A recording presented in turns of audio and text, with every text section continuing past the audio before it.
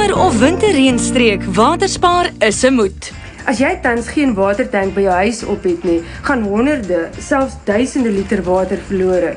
Doen die aarde en jou plante 'n groot guns en kyk na vandag se slim plan om met 'n doodgewone asblik of 'n emmer te begin water bespaar. Hier is wat jy gaan benodig: 'n doodgewone plastiek emmer of 'n asblik met 'n deksel, 'n buitekraan en wassers, loodgietersband, skuurpapier, 'n ystersaag en lem, 'n merkpen, 'n maatband en dan 'n koordlose boor met 'n 16 mm boorpunt. En laastens 'n paar boublokke of sommer gewone bakstene om as 'n staander te gebruik vir die nuwe watertank. Berei 'n gelyke oppervlakte voor en pak dan die boublokke langs die geet teen mekaar. Hou die emmer of houer van jou keuse, in hierdie geval 'n asblik, in posisie en merk dan op die geet presies waar hy afgesaag moet word. Onthou dat die kraan aan die onderkant van die emmer vasgesit word en jy moet ten minste ruimte los om 'n gemaklike gieter onderin te pas. Saag nou die geet af sodat die water binne in die emmer sal inloop. Dit is belangrik dat die geet effens langer afgesaag word sodat hy binne in die emmer ingaan, anders spat al die water weer uit. Vat nou skuurpapier en skuur die ergste grovigheid aan die binnekant van die pyp af.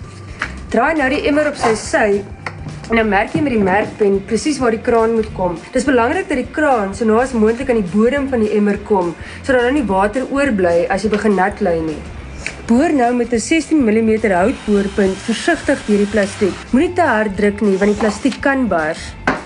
Sit nou 'n wasser aan die agterkant van die kraan en druk dit deur die emmer, die gat wat jy nou net geboor het. Draai die emmer nou regop en vat die loodgietersband en draai dit letterlik om elke gedeelte wat vasgeskroef gaan word.